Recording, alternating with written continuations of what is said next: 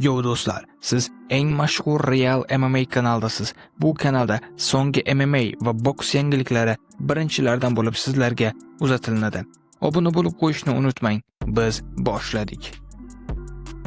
Dustin Poirier Oliveira va Holloway o'rtasidagi revansh jangidan keyin fikr bildirdi.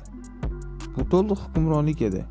Bu jangdan oldin men Max ba'zi paytlarda qiyin ahvolga tushishi mumkin, orqasiga yotqizilishi ehtimoli bor deb hisoblar edim. Lekin bu 25 daqiqa davomida shunday bo'lishi mumkinligini o'ylamagan edim. Biz hech qachon Max ustidan shunchalik hukmronlikni ko'rmaganmiz. Charles odatdagidan ko'ra qattiq intizomli edi. U Maxni orqasiga qadamma tashladi, uning orqasini egalladi. Va bu takedownlar esa oddiy kurash emas edi. U faqat uni yerga tashlash kerak edi. Maxda takedowndan himoya yo'q edi. Afsus, bu BMFga loyiq jang bo'lmadi, deya aytib o'tdi Dustin Poirier. Siz ham o'z fikringizni kommentariyga yozib qoldiring.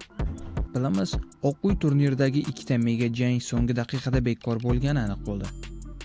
Insiderlarga ko'ra, UFC aslida juda katta ikki jangni tayyorlayotgan edi, ammo oxirgi paytda hammasi buzilib ketgan. Manbalardan biri shunday deydi: asl reja Islam Makhachev va Ilya Topuria jangi bo'lgan. Justin Gaethje va Ilya Topuria esa faqat plan B edi. UFC yana Jon Jonsni ham kartga qo'shmoqchi ekan.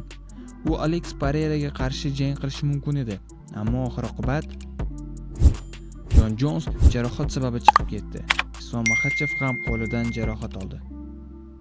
Dana White bu ma'lumotni rasman inkor qilgan bo'lsa-da, insiderlar bu gaplarda haqiqat borligini aytmoqda.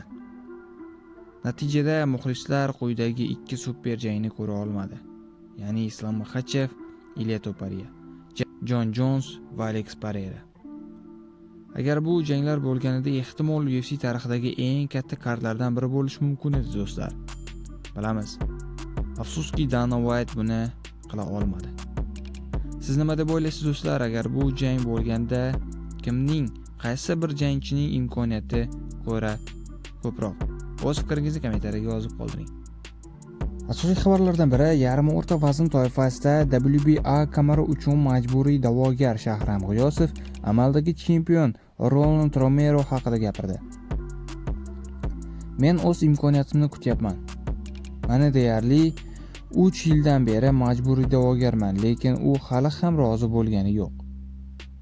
O'ylaymanki, bu shunchaki vaqt masalasi. Men albatta o'z imkoniyatimga ega bo'laman. Hammasi qanday bo'lishi kerak bo'lsa, shunday bo'ladi. Hammasi Allohning rejasi bo'yicha ketmoqda. Men hech narsadan qo'rqmayman. Men jang qilishga tayyorman, lekin u tayyor emas. U shunchaki mendan qochib yuribdi xolos. Oxir-oqibat u men bilan jang qilishga rozi bo'ladi va qo'rqoqlik qilmaydi, deb umid qilaman. Ronaldo Romero bilan jang belgilanishi zahoti ringga qaytaman, dedi G'iyosov do'stlar.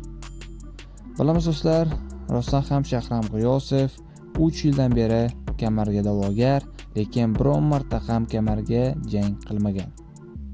Nima deb o'ylaysiz do'stlar? Bu nima uchun bunday bo'lyapti? O'z fikringizni kommentariyga yozib qoldiring.